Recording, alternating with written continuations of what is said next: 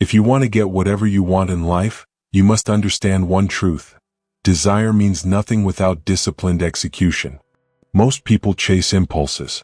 Most people wait for permission. Most people stay stuck because they never learn the mental frameworks that turn intention into power. This audiobook is not about motivation. It is about mastery. Mastery of your mind, your habits, your choices, and your direction. If you want to get whatever you truly want, you will learn to trade short-term comfort for long-term control. And starting right now, that new life begins. Chapter 1. Stop wanting and start committing. Listen closely, because this is where everything begins. Most people spend their entire lives wanting change, wanting progress, wanting a different body, a different job, a different level of self-respect. But wanting is emotional. Wanting is weak. Wanting is unstable. Commitment is what changes your life. This is the chapter where you stop confusing wanting with doing. This is where you learn the difference between an emotional impulse and a structural decision. This is where you stop waiting for the feeling of motivation and start relying on the discipline of commitment. Because wanting feels good. Committing changes you. That's the key. The truth about wanting. Let's break it down clearly. When you say you want something, you're describing a feeling. Feelings rise. Feelings fall. Feelings shift with your mood, with your stress, with your environment. Wanting is not a strategy. Wanting is not a plan. Wanting is not a structure. You can want a better life for 20 years and never move an inch. Because wanting is passive. Commitment is active. You have a choice. Every day. To stay in the cycle of wanting, or to step into the structure of commitment. This is where you start choosing. Why commitment changes everything. Commitment is predictable. Commitment is stable. Commitment is repeatable. Commitment doesn't care how you feel today. Commitment doesn't negotiate with excuses. Commitment doesn't wait for motivation. Commitment creates movement. And movement creates progress. Think about anyone you've ever admired. Someone disciplined, accomplished, consistent. They didn't succeed because they wanted it more. They succeeded because they decided. They picked a direction. They made it non-negotiable. They built their life around the actions required to get there. You don't need more desire. You need more decisions. That's the key. Real examples, wanting versus committing. Let me give you simple, real examples that show the difference. There's the person who says, I want to get in shape. They say it for years. They buy the shoes, the clothes, the gear. They talk about routines. They talk about plans. But they never commit to showing up consistently. And then there's the person who commits. They pick a schedule. They follow it even when they're tired. Even when they're busy. Even when motivation is gone. One person wants. One person commits. One person stays the same. One person transforms. Here's another example. Someone says, I want to start a business someday. They talk about ideas. They watch videos. They dream. But they never commit to the unglamorous work. Planning, learning, practicing, building their skills. Another person commits. They pick a simple project. They start learning the basics. They try, they fail, they improve. And over time they create something real. The difference is not talent. The difference is not luck. The difference is commitment. You have a choice. Every single day. And the choice is simple. Stay in the comfort of wanting, or step into the discomfort that leads to growth. Wanting creates confusion. Commitment creates clarity. Here's something people rarely admit. Wanting creates anxiety. It creates stress. It creates pressure.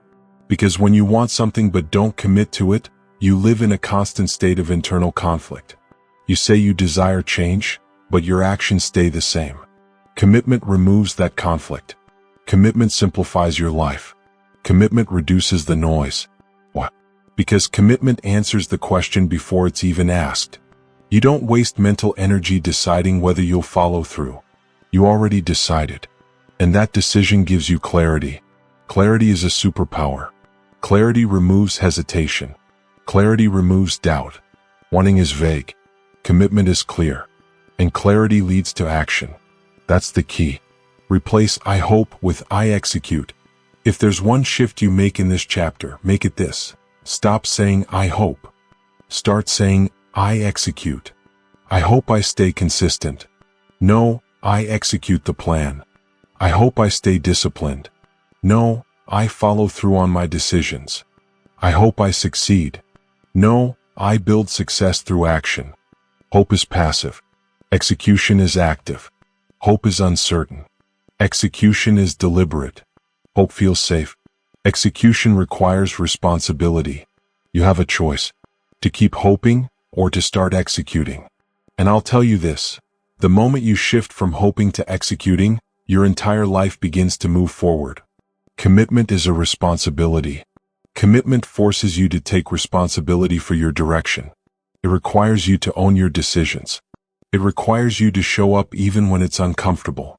But responsibility is where growth happens. Responsibility is where confidence grows. Responsibility is where identity changes. Every time you commit and follow through, you reinforce the identity of someone who takes control, someone who follows through, someone who doesn't negotiate with excuses. That identity compounds. That identity becomes your foundation. You don't need their permission. You don't need perfect timing. You don't need a flawless plan. You need commitment. And you need consistency. That's the key. The first real step to getting whatever you want. Here's the truth. This entire book starts with commitment because nothing else can happen without it. If you try to build discipline without commitment, you fail. If you try to create momentum without commitment, you fail. If you try to change your life without commitment, you stay where you are. Commitment is the first step.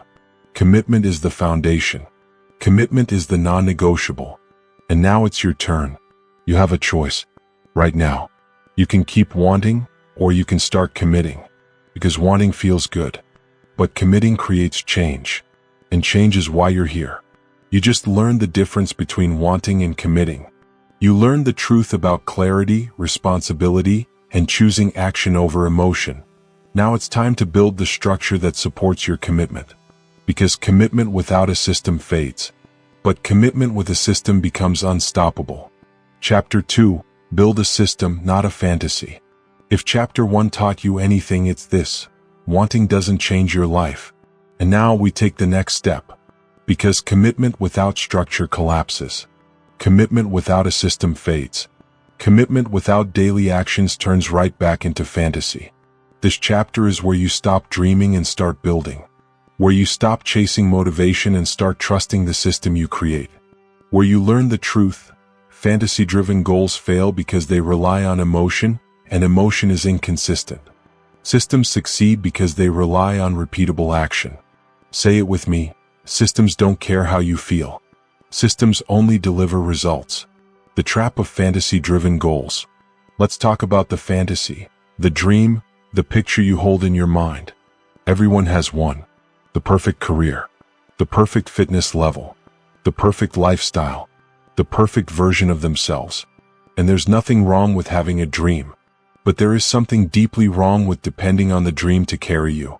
Because fantasy-driven goals require motivation. Fantasy-driven goals require excitement. Fantasy-driven goals require everything in your life to be perfectly aligned. And that's not real life. Motivation fades. Excitement dips. Life gets messy. Life gets inconvenient. Life interrupts your plans. If your plan relies on feeling inspired, you will fail. Not because you're weak. Not because you're incapable. But because no human being feels motivated every day. This is why fantasies collapse. This is why New Year, New Me fades by February. This is why people with huge dreams often make the least progress. Because a fantasy is just an idea. A system is a structure. A fantasy is emotional. A system is mechanical. A fantasy doesn't survive a bad day. A system does. A fantasy breaks the moment life gets hard. A system keeps moving anyway. Why? Because systems don't care how you feel. Systems only deliver results. That's the key. How high performers use systems instead of motivation. Let me show you exactly how real high performers operate. And notice this: none of them depend on motivation. None of them rely on fantasies. They rely on systems. The athlete example. Think of an elite athlete. They don't wake up each morning and ask themselves, "Do I feel like training today?" No. They follow a system, a schedule, a routine, a structure. Their training is not emotional. It's mechanical. It's built into their life. If the athlete relied on motivation, they wouldn't last a week at the level they compete. But because they rely on systems, they progress even on the days they don't feel good. Systems don't care how you feel. Systems only deliver results. The creator example. Consider a successful writer or filmmaker or musician, any creator who consistently produces work. They don't wait for inspiration.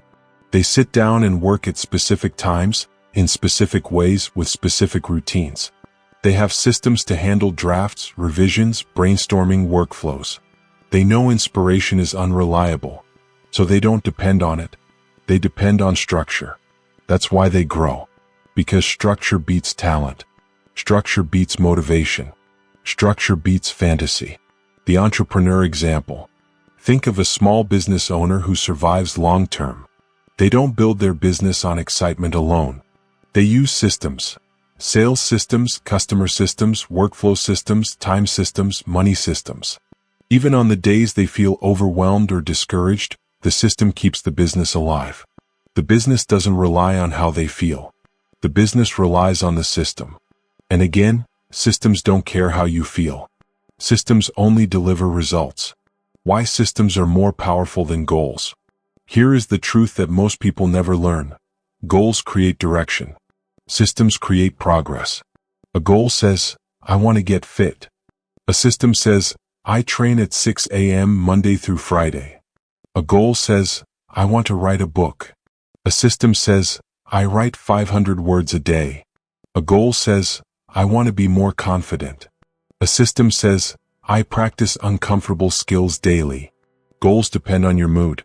Systems operate whether you're in the mood or not. You have a choice. Live by emotion or live by structure. You know which one wins. Because systems don't care how you feel. Systems only deliver results. Building your own system. Let's make this practical. Here is how you start building a system, not a dream. Step 1. Pick one action you can repeat daily. Not a huge action. Not an extreme action. A repeatable one. Something you can do on the worst day of your week. Because a system is only as strong as its weakest day. Step 2. Attach it to a time or trigger. Systems don't float in your mind. They live in your schedule. They exist in your environment. If it's not scheduled, it's not a system. If it's not repeatable, it's not a system. Step 3. Remove the need for motivation. When something becomes automatic, you remove the question, do I feel like doing this? The system answers it for you. The system decides. You follow. This is freedom. This is consistency. This is how you get whatever you want. Because systems don't care how you feel. Systems only deliver results. The psychological shift you need to make. Here is the mental transformation. You must stop thinking of success as a moment of inspiration. And start thinking of success as a structure you follow. Success is not an emotion. Success is not a mood. Success is not a fantasy. Success is a system. Success is a pattern. Success is a series of repeated actions performed long after the excitement wears off. You have a choice every day, act on feeling or act on structure. And the people who win, the people who grow, the people who change their lives, they act on structure. Because systems don't care how you feel. Systems only deliver results. The real reason systems work. Systems work for one simple reason. They remove decision-making. And decision-making drains your energy. Every extra choice you make weakens your discipline.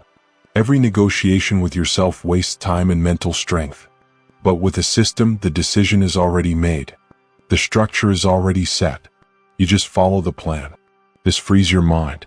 This frees your focus. This frees your discipline. Structure removes stress. Structure removes doubt. Structure removes the excuses that slow you down. This is why systems outperform fantasies every time. You now understand the difference between fantasy and structure. You understand why systems win, why motivation fades, and why emotional goals collapse. You understand the power of repeatable action. Now it's time to face something even more important. The small habits and distractions that quietly sabotage your system from the inside. Chapter 2. Build a system, not a fantasy.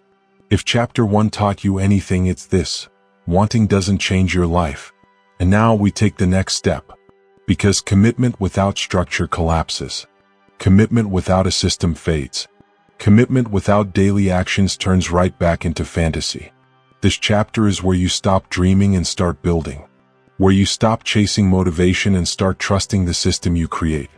Where you learn the truth: fantasy-driven goals fail because they rely on emotion, and emotion is inconsistent. Systems succeed because they rely on repeatable action. Say it with me: systems don't care how you feel. Systems only deliver results. The trap of fantasy-driven goals. Let's talk about the fantasy, the dream, the picture you hold in your mind. Everyone has one. The perfect career, the perfect fitness level, the perfect lifestyle, the perfect version of themselves. And there's nothing wrong with having a dream. But there is something deeply wrong with depending on the dream to carry you. Because fantasy-driven goals require motivation. Fantasy-driven goals require excitement. Fantasy-driven goals require everything in your life to be perfectly aligned. And that's not real life. Motivation fades. Excitement dips. Life gets messy. Life gets inconvenient. Life interrupts your plans. If your plan relies on feeling inspired, you will fail. Not because you're weak. Not because you're incapable. But because no human being feels motivated every day. This is why fantasies collapse. This is why New Year, New Me fades by February. This is why people with huge dreams often make the least progress. Because a fantasy is just an idea. A system is a structure. A fantasy is emotional. A system is mechanical. A fantasy doesn't survive a bad day. A system does. A fantasy breaks the moment life gets hard. A system keeps moving anyway. Why? Because systems don't care how you feel. Systems only deliver results. That's the key. How high performers use systems instead of motivation. Let me show you exactly how real high performers operate. And notice this: none of them depend on motivation. None of them rely on fantasies.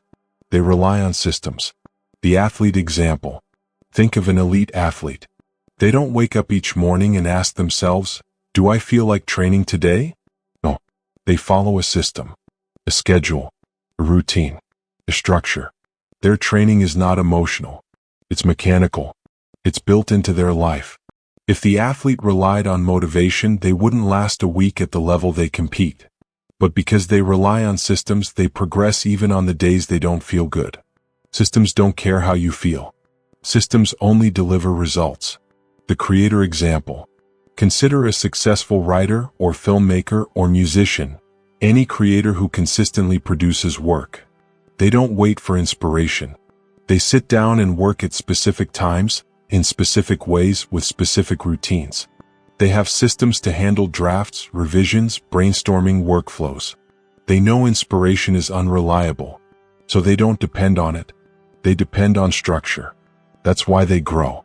Because structure beats talent. Structure beats motivation. Structure beats fantasy. The entrepreneur example.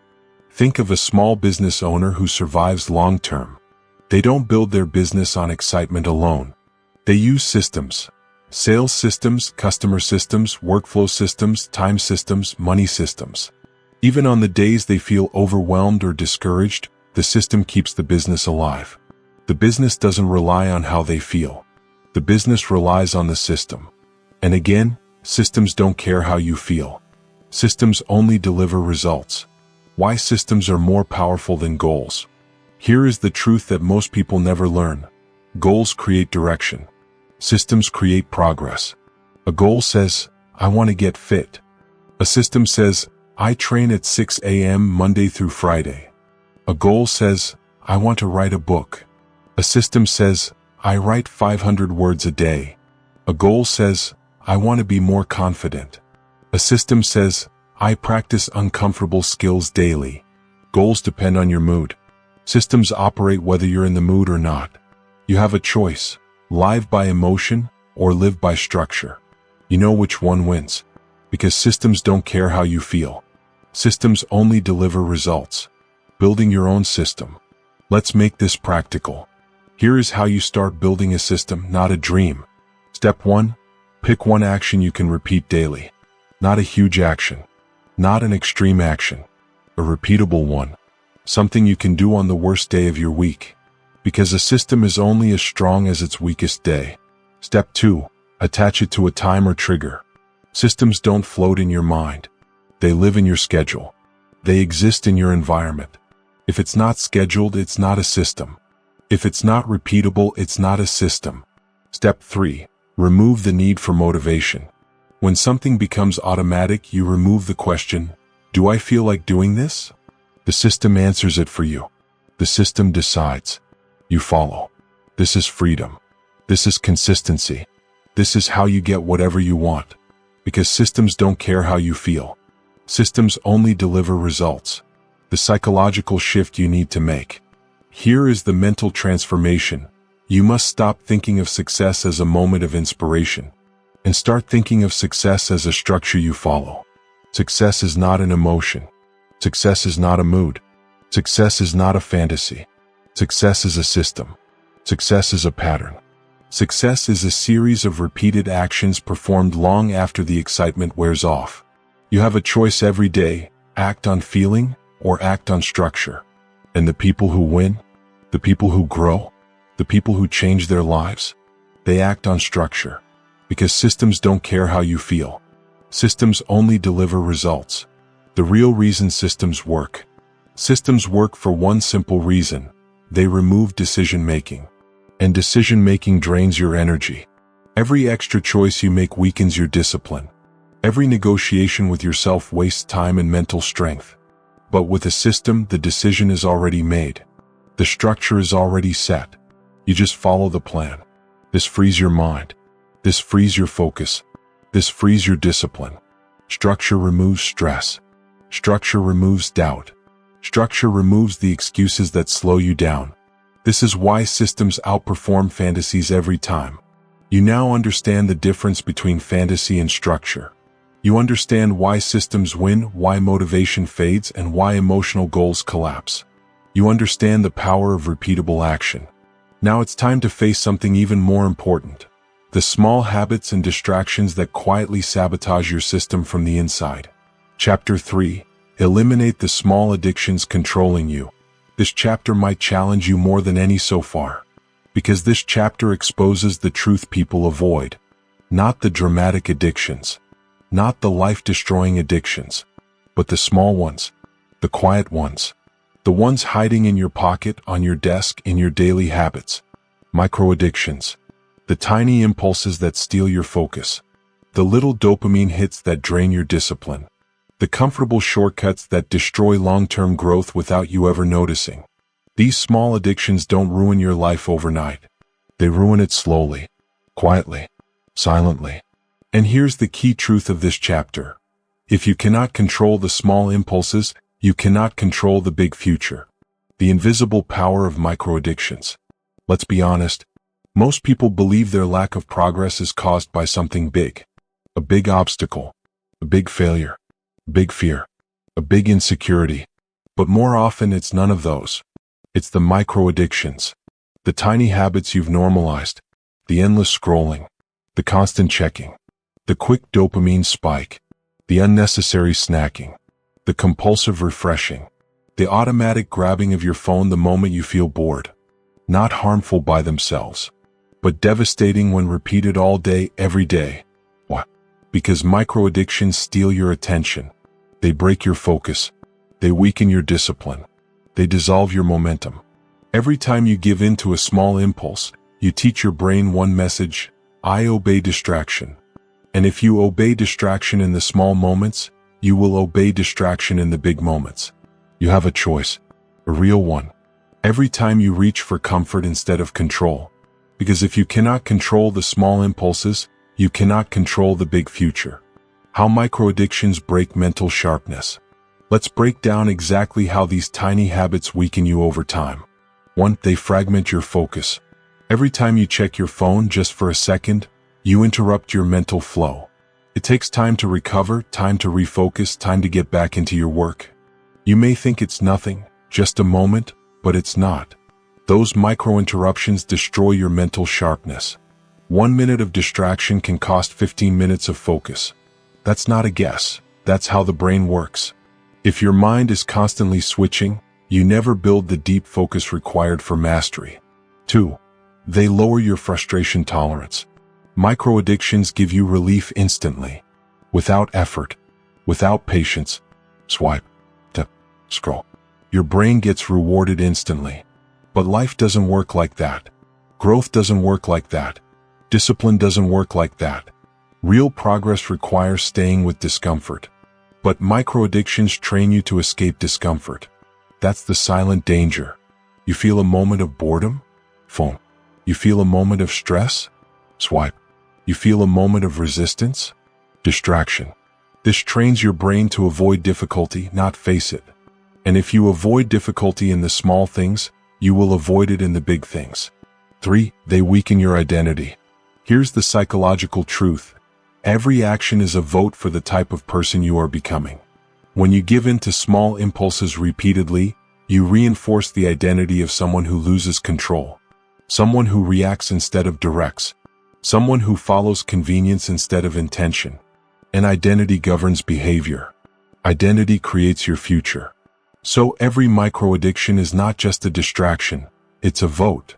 A vote against your discipline. A vote against your direction. A vote against your long-term vision.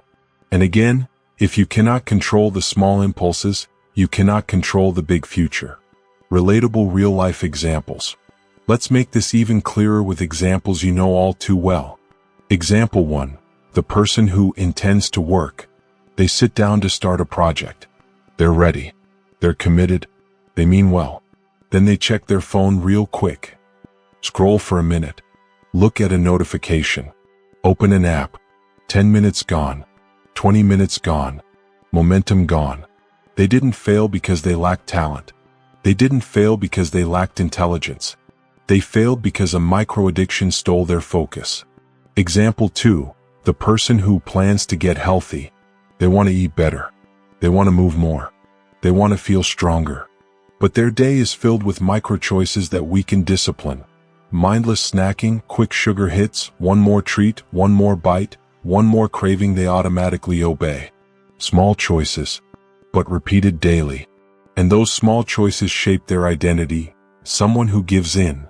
Again, the small impulses shape the big future. Example 3. The person who wants to build a skill. They tell themselves they'll practice guitar or writing or coding or making videos.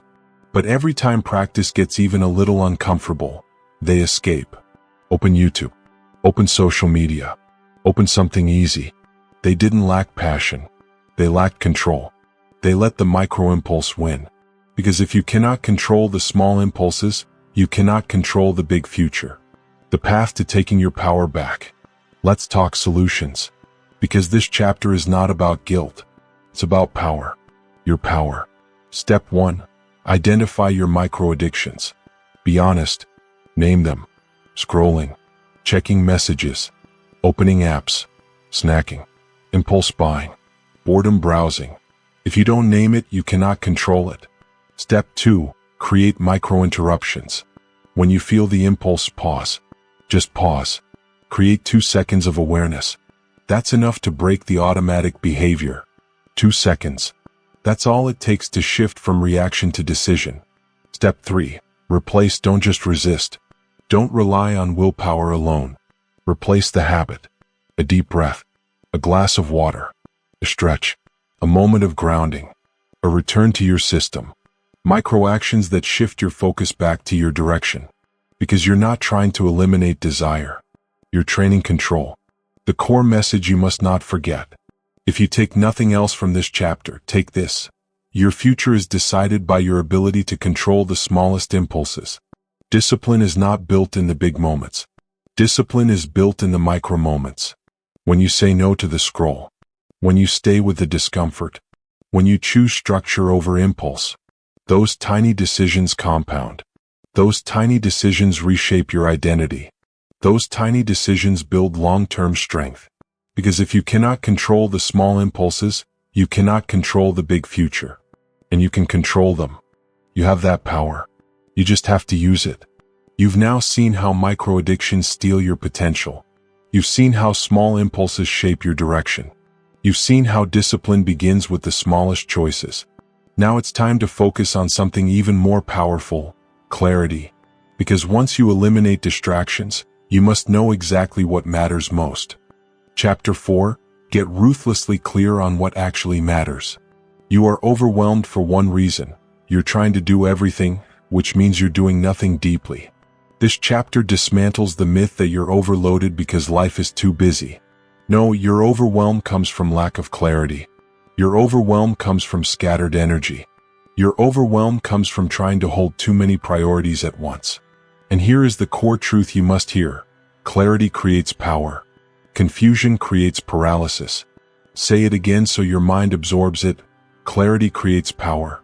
Confusion creates paralysis. This chapter is about choosing what matters, cutting what doesn't, and focusing like your future depends on it, because it does. Overwhelm is not about volume, it's about direction. Let's start with the biggest misconception. Most people think they're overwhelmed because they have too much to do. But that's not the real issue. You're overwhelmed because you are trying to move in too many directions at the same time. You are overwhelmed because everything feels urgent. Everything feels important. Everything feels like a maybe. And maybe is the enemy of momentum. You can handle a heavy workload when it's aligned. You can handle pressure when the direction is clear. You can handle stress when you know what matters most. But when your mind is torn between 10 different goals, your energy divides. Your focus fragments. Your discipline weakens. This is why people burn out. Not because they work too hard, but because they work too broadly.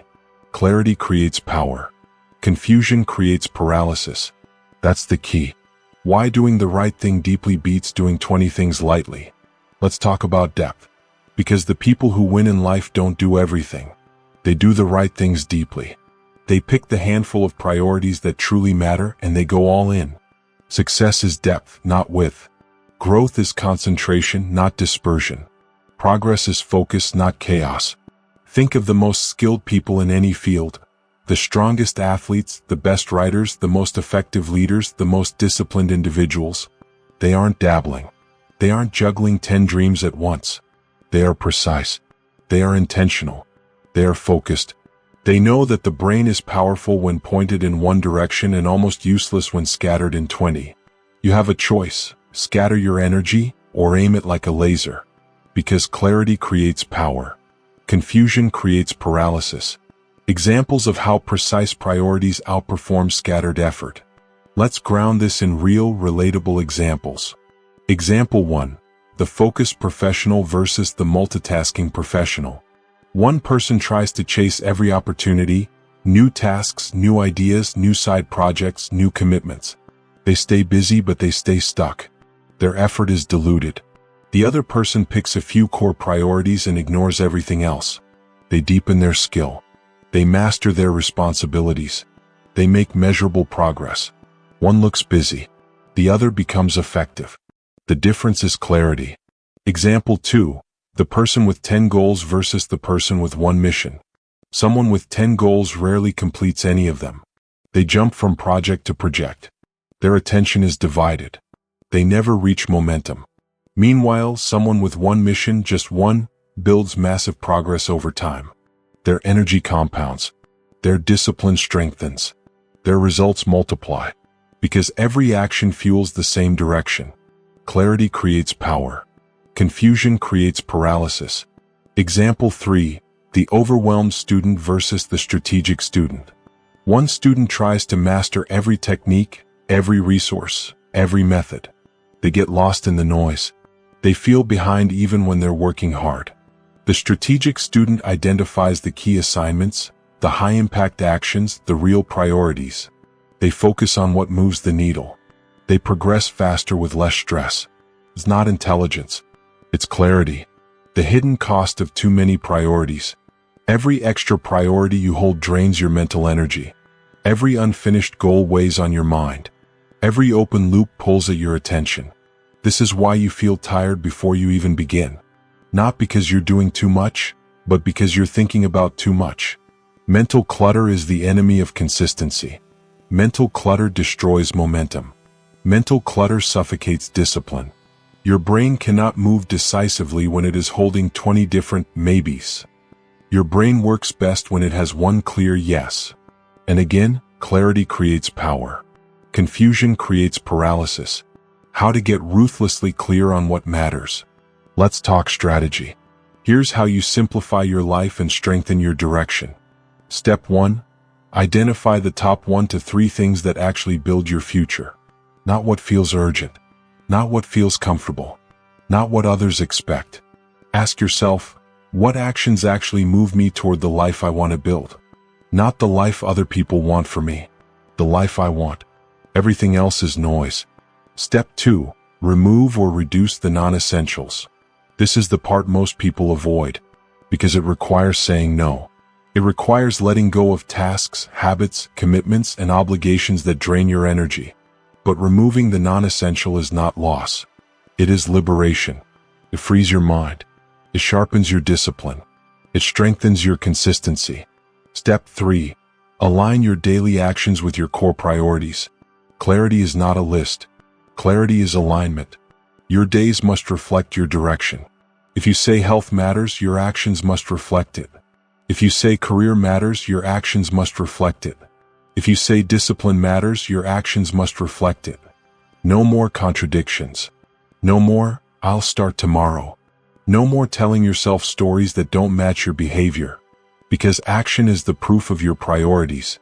The psychological power of clarity. When you become clear on what matters, something shifts inside you. You stop feeling guilty about the things you're not doing. You stop feeling pressured to be everywhere at once. You stop carrying the weight of 50 half-formed plans. Clarity brings freedom. Clarity brings focus. Clarity brings confidence. You know what to ignore. You know what to protect. You know what deserves your energy and what doesn't. The moment you choose clarity, your life becomes lighter. Your path becomes stronger. Your direction becomes real. Because clarity creates power. Confusion creates paralysis.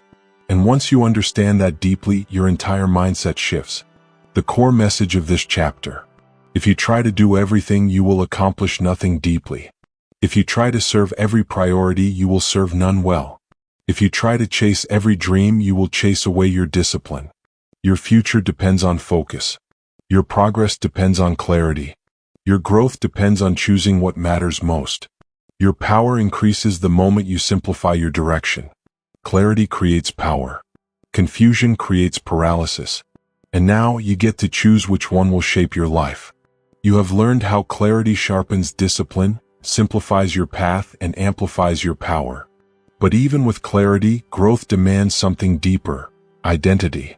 Because clarity shapes direction, but identity shapes who you become. Chapter 5. Turn discipline into identity. Discipline becomes unstoppable the moment it becomes part of who you are. Not something you try to do. Not something you force yourself to do. Not something you do only when you feel motivated. No. True, lasting discipline begins when you shift your identity.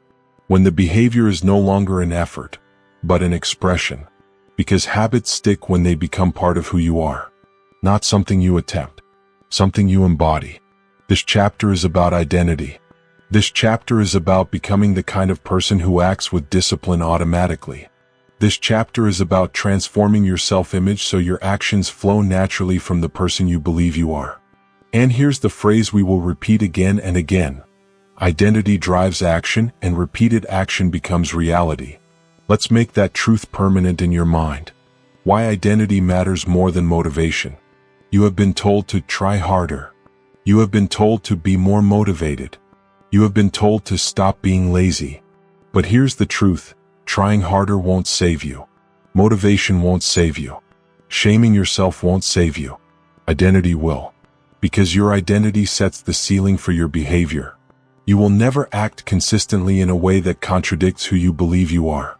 If you see yourself as undisciplined, you will behave undisciplined. If you see yourself as inconsistent, you will behave inconsistently. Your brain is always trying to prove your self-image right. Always. That's how powerful identity is. So the real question is not, how do I stay motivated? The real question is, Who do I believe I am? Identity drives action, and repeated action becomes reality. Habits stick when they become your identity. Think about every habit you've ever kept long-term. You kept it because it aligned with your identity. You became the type of person who does that thing automatically. Let's break that down. You brush your teeth every day. What? Not because it's exciting. Not because you're motivated. Not because you set a goal.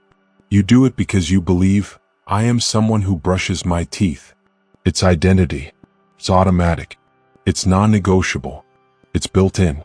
This is how discipline becomes easy, when it stops being a decision and starts being part of who you are. This is the shift that separates the people who wish for change from the people who live it. Identity drives action, and repeated action becomes reality. Real-world examples of identity-based transformation. Let's ground this in simple, powerful examples. Example 1. The runner who didn't start as a runner.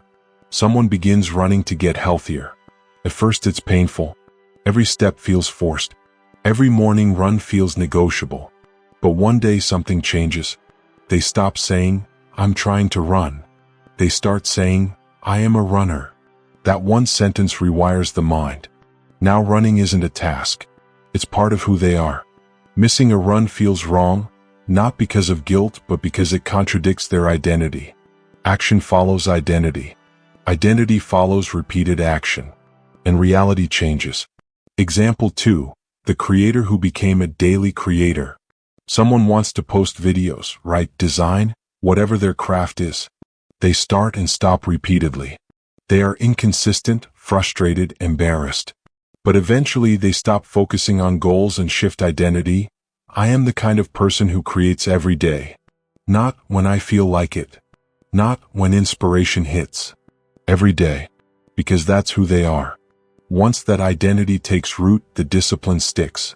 The output grows. The skill compounds. Identity drives action, and repeated action becomes reality. Example 3. The person who became someone who trains. Not a weightlifter. Not an athlete.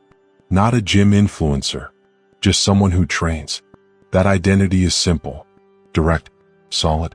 And once they internalize it, consistency becomes natural.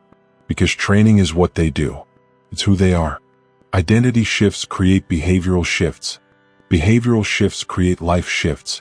Identity drives action, and repeated action becomes reality. How to rebuild your identity with intention. Identity isn't something you inherit. Identity isn't something you accidentally stumble into. Identity is built through repeated choices, reinforced beliefs, and undeniable patterns. Here is how you reshape it. Step 1.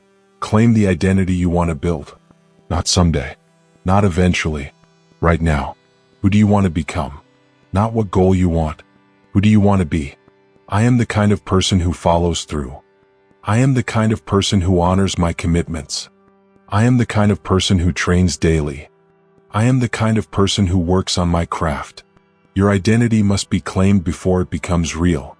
Step 2. Take one small action that proves it. Identity is shaped by evidence, not dreams, not promises, not intention. You need proof, even tiny proof. If your identity is, I am someone who trains, your proof might be 5 push-ups. If your identity is, I am someone who creates daily, your proof might be a paragraph. If your identity is, I am someone who is disciplined, your proof might be showing up for something you normally avoid. Small actions build identity. Identity builds larger actions. The cycle feeds itself. Step 3. Repeat until it becomes automatic. This is where most people give up. They think identity shifts require huge dramatic changes. They don't. Identity requires consistency, not intensity. Each repeated action strengthens the belief, this is who I am. This is how discipline grows roots. This is how habits become permanent. This is how self-image transforms. Identify action reinforcement identity. Identity drives action, and repeated action becomes reality. Why most people fail to change. Most people don't fail because they lack talent. Most people don't fail because they lack time. Most people don't fail because they lack intelligence. They fail because their identity stays stuck in the past. They keep calling themselves the old version of who they used to be. They cling to labels that no longer serve them. They stay loyal to a story that limits their behavior. I'm inconsistent. I'm undisciplined. I'm not that kind of person. These statements are cages. You have the key. Your identity is not fixed unless you decide it is. Identity drives action, and repeated action becomes reality. Your identity is your compass. When you shift identity, your actions shift naturally. You no longer rely on motivation. You no longer negotiate with yourself. You no longer start and stop. Identity guides your decisions. Identity shapes your discipline. Identity protects your future. And the moment you decide who you are, your behavior begins to align. Discipline becomes easier. Consistency becomes natural. Progress becomes inevitable. Because identity leads the way. You don't rise to your goals. You rise, or fall, to your identity. Habits stick when they become part of who you are. Transformation begins when you choose a new definition of yourself. Identity drives action, and repeated action becomes reality. That's the truth. That's the power. That's the shift. And now you get to choose who you will become next. You've learned how identity fuels discipline. Now it's time to protect that discipline by controlling your environment, because identity grows best in the right conditions. Chapter 6. Learn to delay gratification without resentment. Delaying gratification is one of the most powerful skills you can develop. Not because it feels good, not because it's glamorous, but because it builds a future your impulses could never deliver. However, there's a hidden truth most people miss. If you delay gratification with resentment, you will break your own consistency. Resentment poisons discipline. Resentment makes every sacrifice feel like a punishment. Resentment turns long-term growth into a burden instead of a choice. This chapter is about mastering delayed gratification in a way that strengthens your identity, not drains it. This chapter is about staying committed without bitterness. This chapter is about building a mindset that sees discipline as an investment, not a restriction. And here's the phrase we will repeat until it becomes automatic. You don't avoid gratification, you invest it. Let's make that mindset permanent. The psychology behind delayed gratification. Delayed gratification is not simply about saying no to pleasure. It's about saying yes to something bigger. The problem is most people do it with tension. They do it with frustration. They do it with a sense of injustice, like discipline is something happening to them instead of something happening for them. And that mindset destroys consistency. When you delay gratification with bitterness, you start counting the days. You start keeping score. You start waiting for the reward with impatience instead of intention. This is why most people quit. They don't quit because they're weak. They quit because they feel robbed. They feel like they're being denied something they should have. But discipline is not denial. Discipline is direction. Discipline is intention. Discipline is choosing the future over the moment. And when you understand that deeply, you stop resenting discipline. You start appreciating it. You don't avoid gratification, you invest it. Why resentment destroys consistency? Resentment is quiet, subtle, deceptive. At first, it doesn't seem like a problem. You do the discipline thing anyway. You push through. You resist the distraction. You choose long-term value over short-term pleasure. But underneath, you feel cheated. You feel deprived. You feel like you're being forced to sacrifice while everyone else enjoys the moment. This creates internal conflict. And internal conflict breaks habits. It leads to burnout, rebellion, and inconsistency. You start thinking, I deserve this treat. I've been so disciplined, why can't I relax? I'm tired of waiting. These thoughts don't come from laziness. They come from resentment. They come from seeing discipline as a punishment. But discipline is not punishment. Discipline is preparation. Discipline is protection. Discipline is power. And the moment you stop resenting delayed gratification, you unlock the ability to stay consistent long-term.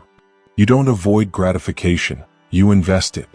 Scenarios where long-term value creates massive rewards. Let's make this real. Let's walk through scenarios where delayed gratification compounds into outcomes you simply cannot achieve through short-term pleasure. Scenario 1. Health and training. You choose the workout instead of the couch. You choose the meal that fuels you instead of the one that comforts you. You choose the routine that builds strength instead of the escapism that drains it. At first, it feels like sacrifice. It feels like restriction. But over time, something changes. Your body becomes stronger. Your energy increases. Your confidence grows. Your choices start to pay you back. Short-term pleasure could never deliver that. But long-term investment does. You don't avoid gratification, you invest it. Scenario 2, skill development and mastery. Everyone wants to be talented. Everyone wants to feel creative. Everyone wants the results that mastery brings. But mastery requires boring repetition. It requires practice when you're tired. It requires showing up when your feelings want to walk away. You delay the gratification of entertainment, distraction, and comfort, so you can gain something far more valuable, skill. And skill pays for the rest of your life. Skill creates opportunities. Skill creates confidence.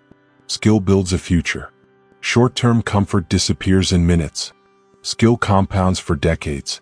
You don't avoid gratification, you invest it. Scenario 3, money, savings, and financial control. You skip the impulse purchase. You skip the instant thrill. You skip the short-lived dopamine hit of buying something you don't need. Not because you're depriving yourself, but because you're building financial freedom. You build savings. You build options. You build a life where you're not controlled by stress or scarcity. That freedom didn't come from indulgence. It came from delayed gratification. It came from choosing long-term peace over short-term pleasure. You don't avoid gratification, you invest it. The emotional shift, from deprivation to investment. Here's the mental transformation you must make. Most people see delayed gratification as losing something right now. But high achievers see it as gaining something far larger later. The average mindset says, I can't have this. The disciplined mindset says, I'm choosing something better. The average mindset says, this is unfair. The disciplined mindset says, this is strategy. The average mindset says, I'm missing out. The disciplined mindset says, I'm building something. This shift matters because your emotions determine your consistency. If discipline feels like punishment, you will resist it. If discipline feels like investment, you will embrace it. You don't avoid gratification, you invest it. How to delay gratification without resentment. Let's turn this into practical action steps. Step 1. Connect the sacrifice to the reward. Every time you delay gratification, remind yourself of what you're building. Connect the moment to the long-term benefit. Discipline becomes easier when you see the payoff clearly. Step 2. Celebrate the choice, not the outcome. Most people only feel rewarded when results show up. That's too slow. You need to celebrate the choice itself. Every time you choose long-term value, you reinforce your identity. You strengthen your discipline. You accelerate your growth. Step 3. Allow scheduled gratification. Discipline is not about eliminating pleasure. It's about controlling it. It's about choosing when it serves you, not when it sabotages you. You avoid the trap of resentment by allowing enjoyment with intention. Pleasure is not the enemy, impulsiveness is. You don't avoid gratification, you invest it. The core message of this chapter. Delayed gratification is the quiet engine of every long-term success. But it only works when you stop resenting the process. When you stop feeling deprived. When you stop seeing discipline as punishment. Because discipline is your investment. Your contribution. Your advantage. You don't avoid gratification, you invest it. And that mindset separates the inconsistent from the unstoppable. Now that you understand how to delay gratification with intention, it's time to learn how to convert discipline into momentum, the force that carries you forward even when motivation fades. Chapter 7. Solve problems before they become obstacles. Strong minds don't wait for problems to explode. Strong minds don't wait for disasters to erupt. Strong minds don't wait for momentum to collapse. Mentally strong individuals anticipate challenges long before they arrive. They scan their life for friction. They identify the weak links. They look for the cracks before the cracks become breaks. Because here is the truth you must hear clearly. Problems ignored become prisons. Problems solved become power. Say it again. Problems ignored become prisons. Problems solved become power. This chapter is about foresight. This chapter is about eliminating friction.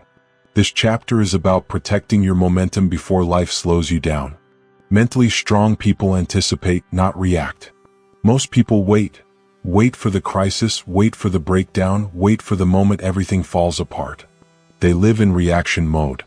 They respond only after the damage is done. And then they wonder why change feels so difficult. But mentally strong people? They do the opposite. They anticipate. They prepare. They stabilize. They understand that discipline is not just about what you do. Discipline is also about what you prevent. It's about removing the predictable obstacles that sabotage your consistency. Mentally strong people don't get blindsided by the same patterns again and again. They know themselves. They know their triggers. They know their weaknesses. And they reinforce their lives before those weaknesses turn into full-blown crises. This is not perfectionism.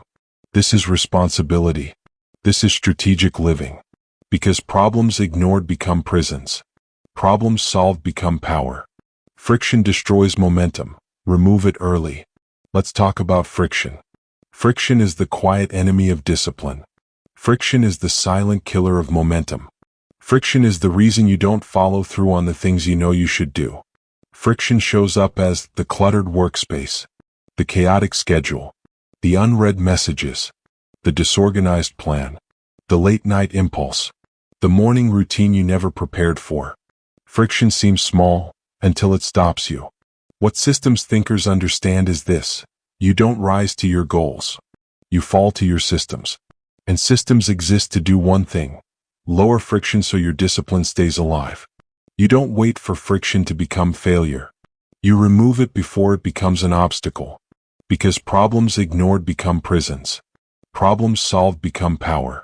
Examples of systems thinkers who remove friction early. Let's ground this in real, relatable examples of people who win because they solve problems early, not when it's convenient, not when it's urgent, but when it's preventable. Example 1. The athlete who prepares the night before. A disciplined athlete doesn't wait until morning to get ready. They don't scramble for gear, water, or equipment.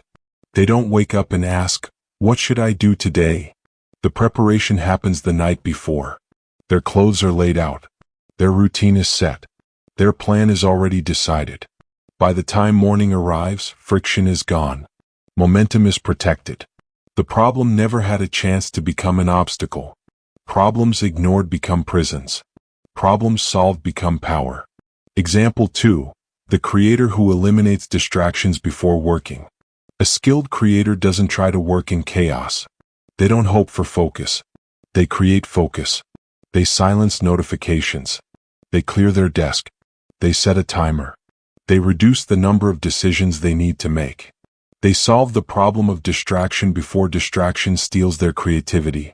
Their environment supports their discipline. Their systems protect their output.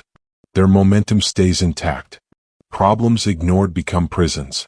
Problems solved become power. Example 3. The professional who structures their week ahead. A high-performing professional doesn't let their schedule surprise them. They don't react to every task as if it's a fire. They plan their week with intention. They anticipate deadlines. They delegate early. They block time. They prepare for challenges before the challenges appear. This is why they look calm under pressure. It's not luck. It's preparation. They solved the problems before they became obstacles. Problems ignored become prisons. Problems solved become power. Reactive minds stay stuck. Proactive minds grow. When you live reactively, everything feels like an emergency. Everything feels urgent. Everything feels chaotic. Your discipline suffers because you're always putting out fires. Reactive people feel constantly overwhelmed because life keeps happening to them.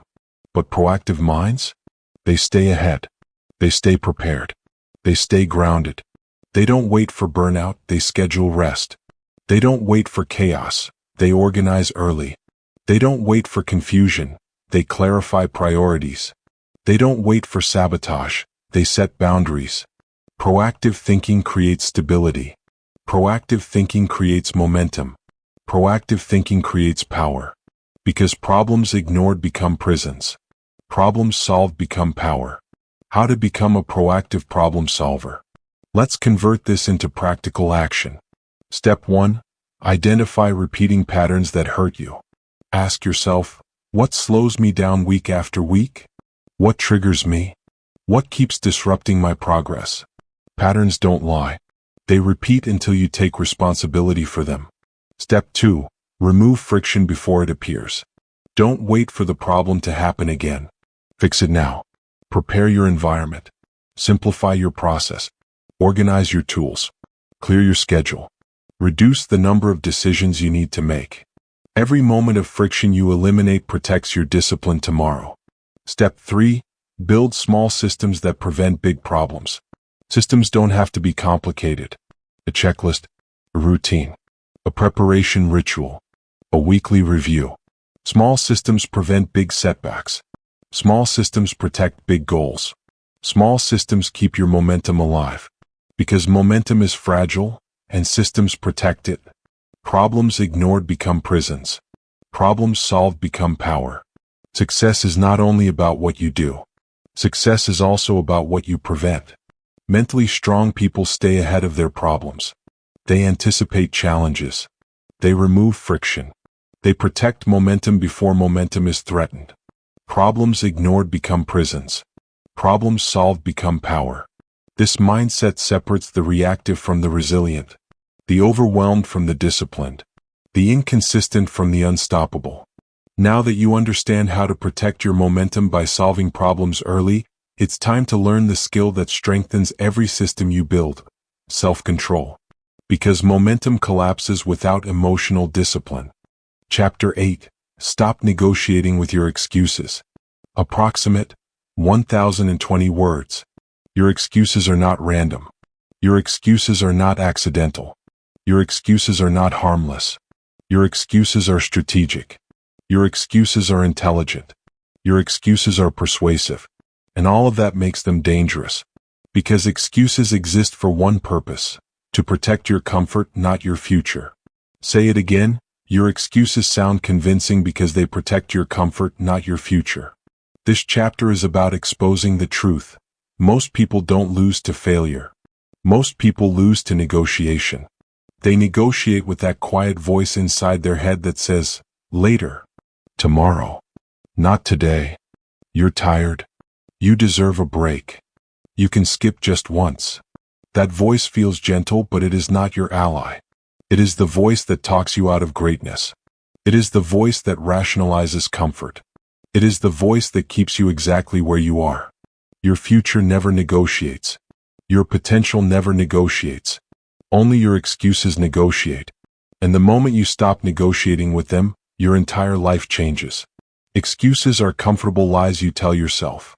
Here's the truth you already know but rarely admit. Excuses feel good. Excuses feel justified. Excuses feel reasonable. Because excuses exist to make inaction feel intelligent. They don't say, I'm weak. They say, I'm being smart. I'm being practical. I'm being realistic. But you know the real translation. You know what excuses are protecting. They're protecting the familiar. They're protecting the easy. They're protecting the version of you that's afraid to grow. Your excuses sound convincing because they protect your comfort, not your future. That's the key. And until you take back control from that voice, discipline will feel like a battle you keep losing. People talk themselves out of greatness. Most people never reach their potential, not because they lack talent, not because they lack opportunity, but because they negotiate with comfort. They say things like, I'll start when I have more time. I'll try once I feel motivated. I'll commit after things calm down. But nothing calms down. Nothing gives you time. Nothing gets easier. Life doesn't deliver clarity. You create clarity. Life doesn't hand you discipline. You build discipline. Life doesn't remove obstacles. You stop negotiating with them. Your excuses sound convincing because they protect your comfort, not your future. Aggressive repetition. Let it sink in. Your excuses are not truth. Your excuses are protection. Your excuses are comfort. Your excuses are fear with good vocabulary. Your excuses sound convincing because they protect your comfort, not your future. Your excuses sound convincing because they protect your comfort, not your future. Your excuses sound convincing because they protect your comfort, not your future. Let that repetition break the illusion. Examples of people who transformed when they stopped negotiating. Let's bring this into real, relatable change. Because the moment someone refuses to negotiate with fear or laziness, their identity shifts. Their direction shifts. Their entire trajectory changes. Example 1. The person who finally stopped postponing their fitness. For years they said the same things. I'm too busy. I'll start next month. I don't have the right equipment. I'm too tired after work. On the surface it sounded reasonable. But underneath it was fear of discomfort, fear of failure, fear of effort. Then one day they dropped the negotiation. They stopped asking themselves how they felt. They stopped waiting for motivation. They stopped giving the excuse a microphone. They created a simple rule: I move my body every day. Non-negotiable. No debate. No delay. No mental bargaining. And because they stopped negotiating, the results finally appeared. Example 2. The creator who broke the cycle of inconsistency. This is the person who always had ideas but never finished anything. They convinced themselves with logical excuses: I need more time. I need better gear. I'm not ready yet. I'll do it when inspiration hits. But inspiration wasn't the problem. Discipline was. Negotiation was. One day they flipped the switch. They said, I publish weekly. I produce even when it's not perfect. I execute even when I'm afraid. In that moment, not the moment they succeeded, but the moment they stopped negotiating, their life changed. Your excuses sound convincing because they protect your comfort, not your future. Example 3. The professional who stopped letting fear dictate decisions. This person stayed in the same role for years. Safe, comfortable, unchallenged. Every time an opportunity appeared, the negotiation began. What if I fail? What if I'm not good enough? What if people judge me? What if I'm not ready? Fear disguised itself as caution. Fear disguised itself as planning. Fear disguised itself as being smart. Then came the breakthrough. They stopped negotiating with fear. They applied. They pursued. They stepped forward. And suddenly, every door that was impossible started opening. Because action opens doors. Excuses close them. You must shut down the inner negotiator. If you want your future, if you want your potential, if you want your discipline, you must eliminate the internal negotiations that have kept you stuck. Here's how. Step 1. Recognize the pattern of negotiation. Catch yourself the moment you start saying, later, tomorrow, not today. These are not harmless words. These are the opening lines of self-sabotage. Step 2. Interrupt the excuse mid-sentence. Stop the sentence. Stop the thought. Stop the negotiation. Do not let the excuse build momentum. Excuses only win when you let them finish their argument. Step 3. Replace excuse with identity. Say, I don't skip. I don't wait. I don't negotiate. Because when discipline becomes identity, excuses lose their power. Your excuses sound convincing because they protect your comfort, not your future. If you want to rise, you must stop negotiating with the part of you that wants to stay the same. Comfort will not make you proud. Comfort will not build your future. Comfort will not transform your life. Your excuses sound convincing because they protect your comfort, not your future. But you do not owe comfort anything. You owe your future everything. You've learned how to silence your excuses. Now it's time to face something deeper, the force that makes discipline possible and excuses powerless. Chapter 9. Build momentum and guard it with your life. Momentum is invisible. Momentum is quiet. Momentum is deceptive. Until it disappears. Then you notice. Suddenly nothing flows. Suddenly progress halts. Suddenly every task feels heavier than it should. Momentum is the force that makes discipline easier, energy multiply, and progress compound. But here is the truth you must hear clearly. Momentum is your most valuable asset. Protect it. Defend it. Feed it. Say it again. Momentum is your most valuable asset. Protect it. defend it, feed it. This chapter is about understanding the power of momentum, building it deliberately, and safeguarding it like your life depends on it, because it does. The invisible power of momentum. Momentum is not motivation. Motivation comes and goes. Motivation is a spark. Momentum is a wave. Motivation can get you started. Momentum carries you farther than motivation ever could. Momentum is compounding effort. Momentum is habit on steroids. Momentum is the energy that makes tough days manageable. And the difference between someone who succeeds and someone who stalls often comes down to one thing: who protected their momentum and who didn't. Momentum is fragile. Momentum is valuable. Momentum is non-negotiable. Momentum is your most valuable asset. Protect it, defend it, feed it.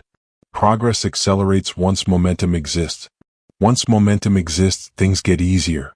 Daily tasks feel lighter. Habits solidify naturally. Opportunities appear because you are already moving. The writer who writes every morning doesn't start from zero each day. They start from momentum. The first paragraph is easy. The second paragraph flows. By the end, hours pass like minutes. The athlete who trains consistently doesn't fight the first rep of the day. They're already moving. Their mind, body, and routine feed each other. Boredom becomes irrelevant. Discipline becomes automatic. Momentum is acceleration in action. Momentum is the energy that builds itself. Momentum is your most valuable asset. Protect it, defend it, feed it. Neglected momentum collapses. But here's the danger. Momentum is fragile. Miss one day. Skip one practice. Delay one task. And the wave slows. The flow stops. The habit feels heavy. The energy disappears. Momentum doesn't forgive neglect. Momentum doesn't reset itself automatically. Momentum doesn't care if you feel tired or distracted. When neglected, momentum turns into stagnation. Stagnation turns into frustration. Frustration turns into quitting. That's why champions guard momentum relentlessly. That's why winners don't allow excuses to interfere with the flow they've built. Momentum is your most valuable asset. Protect it, defend it, feed it. Examples of momentum in action. Let's make this real with examples of people who build and guard momentum. Example 1. The writer who shows up daily. A writer doesn't wait for inspiration. They write every day, even when tired, even when blocked, even when bored. At first, the effort feels heavy. The words are stiff. The mind resists. But consistency builds momentum. Each day's work compounds. The routine becomes a machine. Writing becomes faster, easier, and more natural. Miss a day and the machine sputters. Momentum is your most valuable asset. Protect it, defend it, feed it. Example 2. The athlete who trains through boredom. An athlete doesn't quit when practice feels repetitive. They don't skip because the session is dull. They don't wait for excitement to motivate them. Each session feeds momentum. Every repetition strengthens the rhythm. Progress compounds silently, invisibly. Momentum is not exciting. It is consistent. It is relentless. Ignore it for a week, a month, or even a day and suddenly progress slows. Momentum is your most valuable asset. Protect it, defend it, feed it. Example 3. The professional who maintains workflow. A high-performing professional doesn't allow their schedule to fracture. They finish tasks consistently. They follow routines. They prioritize actions that move results forward. Momentum builds. Deadlines feel manageable. Focus grows. Stress diminishes. Miss a single task, delay a single action, and the wave of productivity slows. Momentum is fragile. Momentum is your most valuable asset. Protect it, defend it, feed it. How to build and protect momentum. Here's how to turn momentum into an unstoppable force. Step 1. Start small, start daily. Momentum begins with a single, consistent action. Write 5 sentences daily.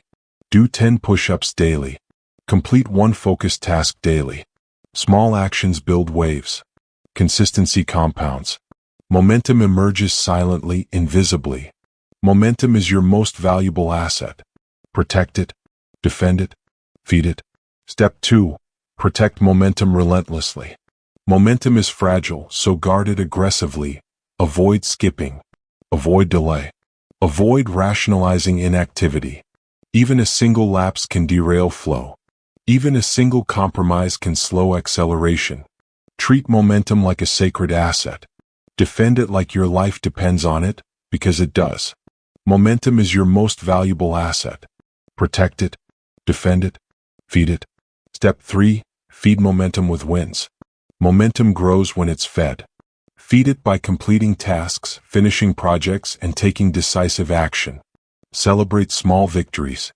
Use progress as fuel for the next action. Every win compounds. Every success accelerates momentum. Every completed action builds the next. Momentum is your most valuable asset. Protect it. Defend it. Feed it. Momentum is not a luxury. Momentum is not optional. Momentum is essential. Momentum accelerates progress. Momentum compounds effort. Momentum turns discipline into results. But momentum is fragile. It collapses when neglected. It collapses when rationalized away. It collapses when ignored. Momentum is your most valuable asset. Protect it. Defend it. Feed it. Now that you understand how to build and guard momentum, it's time to integrate everything you've learned, identity, clarity, discipline, and momentum, into a life that grows predictably, relentlessly, and powerfully. Chapter 10. Become unstoppable by choosing the long game. Everything you have learned in this book comes down to one principle. The long game wins. Not quick fixes. Not temporary bursts of motivation. Not instant gratification or fleeting rewards. The people who transform their lives, who achieve results others only dream of, play the long game. They make decisions today that set them up for massive victories tomorrow. They think years ahead. They act with patience. They persist when no one is watching. Because here is the truth you must repeat until it sinks deep. Play the long game and you will win games others don't even know exist. Say it again. Play the long game and you will win games others don't even know exist. Why long-term thinking beats short-term thinking? Short-term thinking is seductive. It promises instant pleasure. It promises quick results. It promises comfort without effort. But short-term thinking is a trap. It consumes energy. It scatters focus. It sacrifices the future for the moment. Long-term thinking is invisible at first. It demands patience. It demands discipline. It demands delayed gratification. Yet long-term thinking compounds. It builds unstoppable momentum. It delivers results that short-term thinkers can't even imagine. While others chase temporary highs, you are constructing a foundation. While others waste energy on distractions, you are building skill, strength, and strategy. While others react to life, you are preparing for life. Play the long game and you will win games others don't even know exist. The tree metaphor: plant early, harvest generously. Think of life like planting trees. Short-term thinkers want fruit today. They want rewards immediately. They dig shallow holes. They water inconsistently. Long-term thinkers plant deep. They plant early. They nurture patiently. They protect the saplings. Years later, when the short-term thinkers are exhausted and fruitless, the long-term thinkers are harvesting forests. A life others only dream of grows quietly, steadily, invisibly. Planting trees is not glamorous. It's not flashy. It's not dramatic. But it works. It produces abundance over time. And that is exactly what playing the long game does for your life. Slow, consistent investment that eventually creates unstoppable returns. Play the long game and you will win games others don't even know exist. Real-world examples of long-game thinkers. Let's bring this into reality with examples you can relate to. Example 1. The author who writes every day. They don't publish bestsellers overnight. They write daily, edit weekly, and improve incrementally. Years of consistent work yield books, recognition, and impact that readers and critics didn't see coming. Short-term thinkers abandon the page after a month. Long-game thinkers harvest influence and mastery over a lifetime. Example 2. The entrepreneur who invests in skill and reputation. They don't chase trends. They don't try to get rich fast. They build systems, networks, and expertise patiently. Years later, competitors scramble for shortcuts. while the long-game entrepreneur dominates markets, earns trust, and creates wealth that surprises the impatient. Example 3. The athlete who practices relentlessly. They don't rely on motivation or talent alone. They commit to daily practice year after year, ignoring applause and recognition. The long game allows them to master skills that competitors with flashy starts never achieve. Consistency compounds into dominance. The principle is the same every time. Patience, discipline, and long-term commitment create results short-term thinkers cannot even imagine. Play the long game and you will win games others don't even know exist. How to embrace the long game in your life. Long-term thinking is a skill you can develop. Here's how. Step 1. Focus on decisions that compound. Every choice you make either compounds in your favor or erodes your future. Skip instant gratification. Prioritize actions that multiply over time. Invest in health, skill, knowledge, and relationships. These choices grow silently but powerfully. Step 2. Be patient with the invisible progress. You will not always see results immediately. That's normal. That's expected. That's the point. Trust the process. Trust the discipline. Trust the long game. Step 3. Ignore the noise and the short-term drama. People around you will chase quick wins.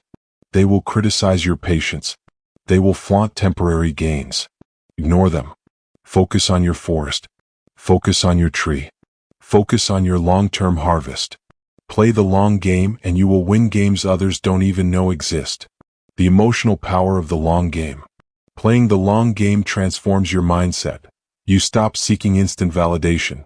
You stop reacting to minor setbacks. You stop chasing external approval. Instead, you measure progress by the compounding results you are building quietly. You celebrate patience. You respect discipline. You honor consistency. The long game teaches resilience. It teaches foresight. It teaches mastery over impulse and distraction. And once you adopt it, nothing can shake you. Short-term storms become irrelevant. You are untouchable because your foundation is decades strong. Play the long game and you will win games others don't even know exist. Everything you've learned in this book, clarity, identity, discipline, momentum, anticipation, and eliminating excuses, culminates in this one truth. The long game creates results invisible to the impatient. The long game builds compounding success. The long game protects your future from the traps of comfort and instant gratification. Short-term thinkers live day to day. Long game players shape decades. You choose which one you will be. Play the long game and you will win games others don't even know exist. Here is your challenge. Start today. Plant your tree. Make the small decisions that compound over time. Stop chasing quick wins. Stop negotiating with comfort. Stop relying on fleeting motivation. Decide to play the long game. Commit to the path even when results are invisible. Trust that patience, discipline, and consistency will carry you further than instant action ever could. Your future is built one deliberate, patient action at a time. Play the long game and you will win games others don't even know exist.